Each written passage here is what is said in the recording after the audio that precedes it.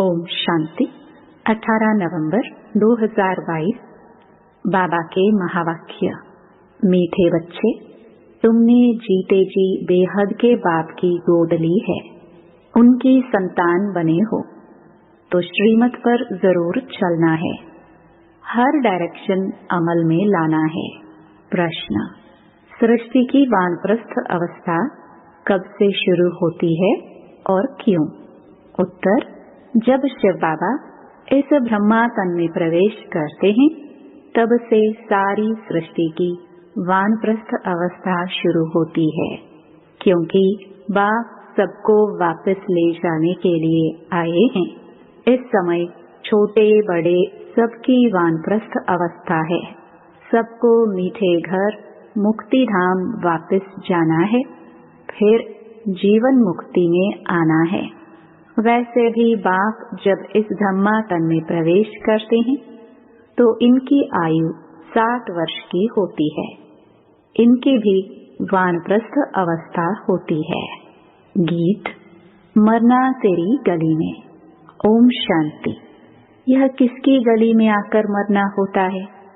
मनुष्य चाहते हैं कि हम मुक्ति धाम में जाएं, परमपिता परमात्मा शिव बाबा की विजयी माला में पिरो जाए।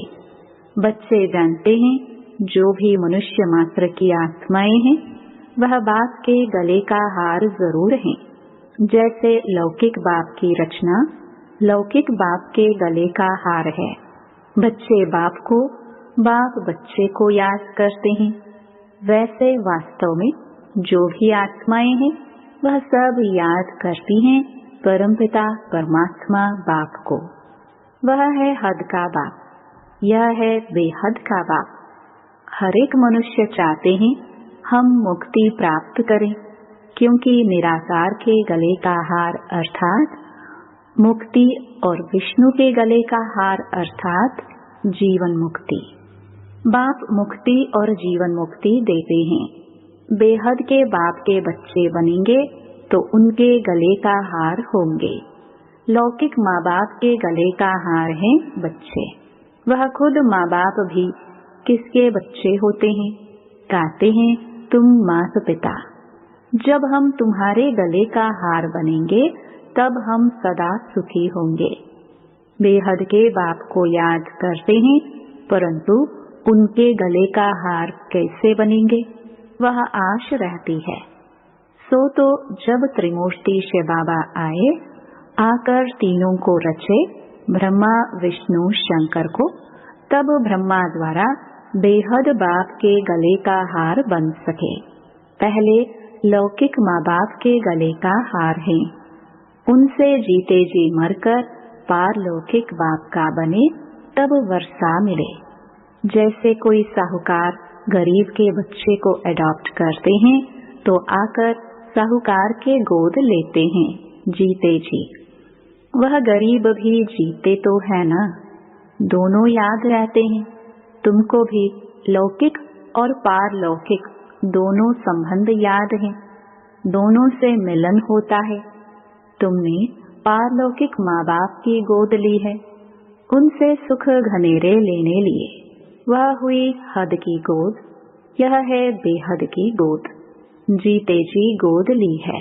जानते हो, इनकी गोद लेने से हम देवी देवता कुल में सुख घनेरे पाएंगे। तो जिस माता पिता की संतान बने हो उनको जरूर याद करना पड़े। श्रीमत तो गाई हुई है ना, अब तुम प्रैक्टिकल उनकी मत पर चल रहे हो। ऐसे भी नहीं झट से सब अडॉप्टेड हो जाते हैं, नहीं, आहिस्ते आहिस्ते बनते हैं। ऐसे भी नहीं झट से सब अडॉप्ट हो जाते हैं, नहीं, आहिस्ते आहिस्ते बनते हैं। अब देवी देवता धर्म की स्थापना हो रही है। झाड़ धीरे धीरे वृद्धि को पाता है। क्रिश्चियन का भी पहले क्राइस्ट आता है, फिर 10, 20, 50 बढ़ते जाते हैं।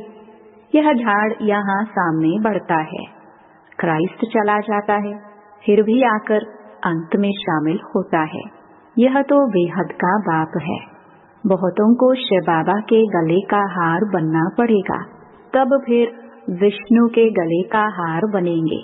शिव बाबा तो है निराकार, ब्रह्मा द्वारा मुख वंशावली रचते हैं। त्रिमूर्ति शिव का भी अर्थ है, त्रिमूर्ति ब्रह्मा का अर्थ नहीं निकलता। बाबा करेक्शन भी करते रहते हैं। गोले के नीचे लिखना है स्वदर्शन चक्र, न कि चरखा।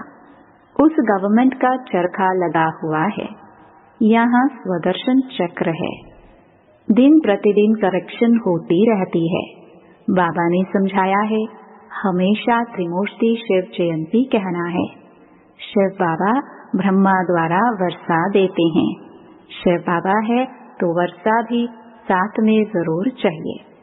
तो यह विष्णु है वर्षा, फिर शंकर द्वारा विनाश गाया हुआ है।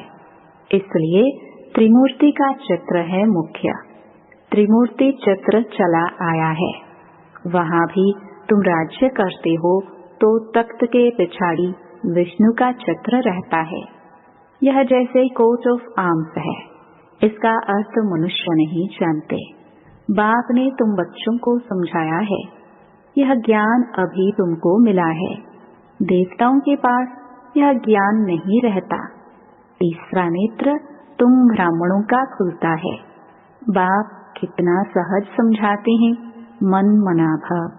बाप और वर्षे को याद करो। ब्रह्मा मुख वंशावली हो ना, तुम ज्ञान गंगाएं भी बहरे। तुम हो ज्ञान सागर द्वारा ब्रह्मा मुख कमल से निकली हुई मुख वंशावली, ज्ञान कुमार कुमारिया। तो तुम हो ज्ञान सागर के बच्चे। वास्तव में सच्चा सच्चा तीर्थ तो यह है। आत्माओं और परमात्मा का यह है सच्चा संगम। ज्ञान सागर और ज्ञान गंगाएं, यह बड़ी गुप्त समझने की बातें हैं। मोटी बुद्धि वाले यह नहीं समझ सकेंगे। उन्हों के लिए फिर सहज युक्ति है, शिव बाबा और वर्षे को याद करो इन द्वारा। यह बुद्धि में होने से खुशी का पारा चढ़ेगा। गॉडली स्टूडेंट लाइफ है ना। बेहद का बाप हमको पढ़ा रहे हैं। अभी तुम्हारी बुद्धि में राजयोग का ज्ञान है, जिससे तुम प्रारब्ध पाते हो। वहाँ इस नॉलेज की दरकार नहीं, दरकार यहाँ है। बाप कहते हैं, कल्प कल्प मैं आकर राजयोग सिखलाता हूँ। रचना के आदि मध्य अंत का राज समझाता हूँ कि यह चक्र कैसे फिरता है। महिमा सारी संगम की है। जबकि पतित पावन बाप आकर पुरानी दुनिया से नई दुनिया में ले जाते हैं। पुरानी दुनिया के विनाश के लिए तैयारियां हो रही हैं। देखते हो आजकल दुनिया में क्या हो रहा है। आज बादशाह है, कल मिलिट्री बिगड़ती तो बादशाह को भी कैदी बना देते हैं, कोई को भी मार डालते हैं। ऐसे बहुत केस होते रहते हैं। आजकल कोई बात पर भरोसा नहीं, दुख ही दुख है। आज किसको बच्चा हुआ खुशी होगी, कल मर गया तो दुख है ही। दुख की दुनिया। अब बाप नई सुख की दुनिया का लायक बना रहे हैं। बाप समझाते हैं, बच्चे तुम सो देवी देवता थे, अभी असुर बन पड़े हो। कल तुम देवताओं की महिमा गाते थे, अपने को पापी नीच कहते थे। कहते हैं हम निर्गुण हारे में कोई गुण नहीं, तो जरूर कोई पर तरस किया होगा। इन देवताओं को किसने गुणवान बनाया, यह अभी तुम जानते हो। परमपिता परमात्मा बिगर कोई देवता बना न सके। मनुष्य बिल्कुल विकारी पतित बन पड़े हैं। बूढ़े हो जाते हैं तो भी विकार नहीं छोड़ते। नहीं तो कायदा है 60 वर्ष के बाद वानप्रस्थ लेना चाहिए। पहले ऐसे करते थे, 60 वर्ष के अंदर अपना बोझा उतार कर बच्चों को दे देते थे। अब 60 वर्ष की आयु में भी बच्चे पैदा करते रहते हैं। बाप कहते हैं इनकी 60 वर्ष की आयु में बहुत जन्मों के अंत में जब इनकी वानप्रस्थ अवस्था हुई तब मैंने प्रवेश किया, तब इसने भी सब कुछ छोड़ा। बाप के आने से सारी दुनिया के लिए वानप्रस्थ अवस्था हो जाती है, क्योंकि सबको जाना है वापस। इसलिए बाप कहते हैं मामेकम याद करो, छोटा व बड़ा कोई भी रहेगा नहीं। बाप आकर सबको मीठा बनाते हैं। मुक्ति जीवन मुक्ति दोनों मीठे धाम हैं। विनाश सबका होना है, हिसाब किताब चुकतू भी सबका होता है। सजा खाने में देरी नहीं लगती। जैसे काशी कलवत खाते हैं तो पापों से मुक्त हो जाते हैं, फिर नए सिर हिसाब शुरू हो जाता है। बाकी मुक्ति में कोई भी नहीं जाते। वह समझते हैं शिव पर कुर्बान हो निर्वाण धाम चले जाएंगे। बाप कहते हैं वापस कोई जा नहीं सकते। पुनर्जन्म तो सबको लेना है। यह पहला नंबर ही पूरे पुनर्जन्म लेते हैं, तो जरूर पीछे वाले भी लेंगे। तुमने 84 जन्म लिए हैं, शुरू से ही तुम्हारा पाठ चलता है। तुम्हारा यह है कल्याणकारी लीप जन्म। इस जन्म में अथवा इस धर्माऊ युग में तुम धर्मात्मा बनते हो। वह सब है हद की बातें। वह है धर्माऊ मास, धर्माऊ वर्ष, यह है धर्माऊ युग। यह लीप जन्म ब्राह्मणों का एक ही है। ब्राह्मण है चोटी, फिर तुम देवता बनेंगे। अब तुम जानते हो बाबा हमको गले का हार बनाते हैं।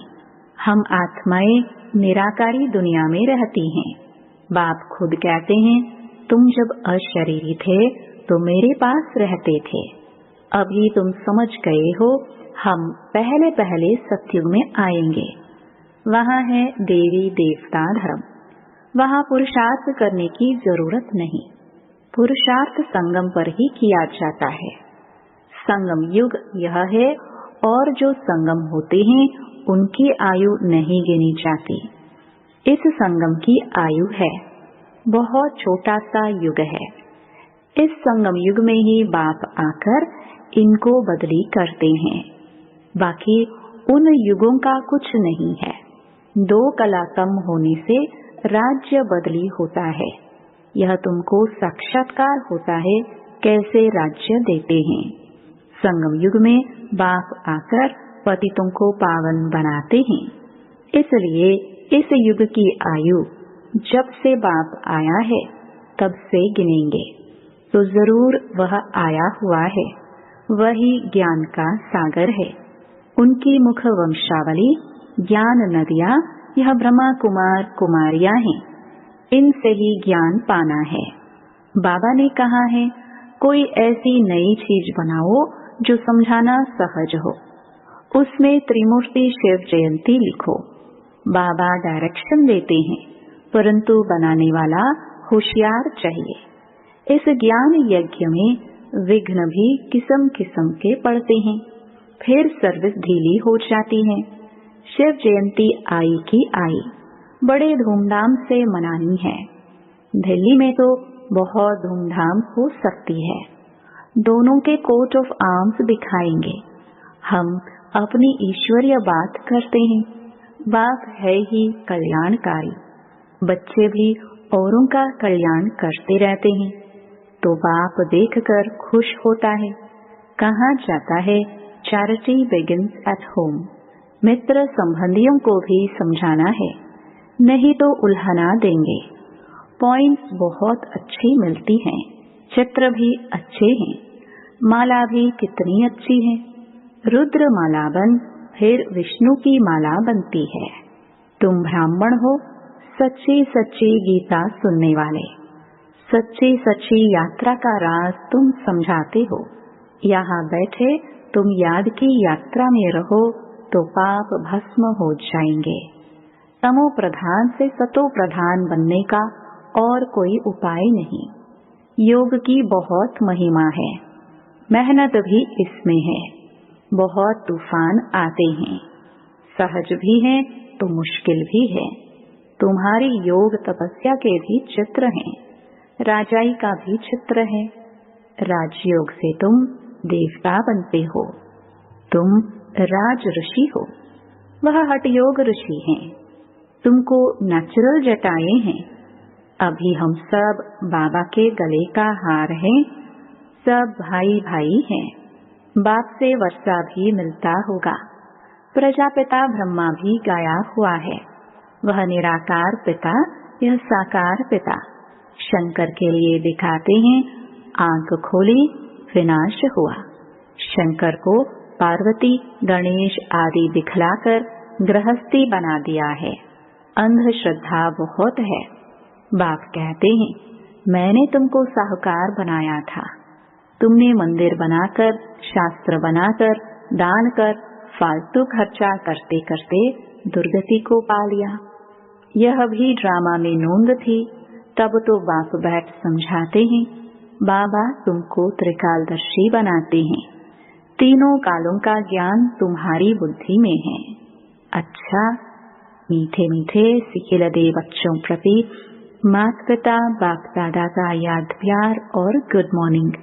रूहानी बाप की रूहानी बच्चों को नमस्ते। धारणा के लिए मुख्य सार। पहला, यह धर्माऊ युग है। इस समय धर्मात्मा बनना है, सबका कल्याण करना है, मुक्ति और जीवन मुक्ति में चलने का रास्ता बताना है। दूसरा, हमारी यह गॉडली स्टूडेंट लाइफ है। बेहद का बाप हमको पढ़ा रहा है, इस खुशी में रहना है। वरदान, योग की करंट के वाइब्रेशन द्वारा किले को मजबूत करने वाले यज्ञ रक्षक भव। जैसे ब्राह्मण फैमिली बढ़ाने की प्लानिंग करते हो, ऐसे अब यह भी प्लान करो जो कोई भी आत्मा ब्राह्मण परिवार से किनारे नहीं हो जाए। किले को ऐसा मजबूत बनाओ जो कोई जा ही नहीं सके। जैसे चारों ओर करंट की तारे लगा देते हैं, तो आप भी योग के वाइब्रेशन द्वारा करंट की तारे लगा दो। जब इस यज्ञ के किले को अपने योग के पावरफुल वाइब्रेशन द्वारा मजबूत बनाने का संकल्प इमर्ज हो, तब कहेंगे यज्ञ रक्षक। स्लोगन, ज्ञानी तो आत्मा वह है जिसका कर्म साधारण होते भी स्थिति पुरुषोत्तम हो। ओम शांति।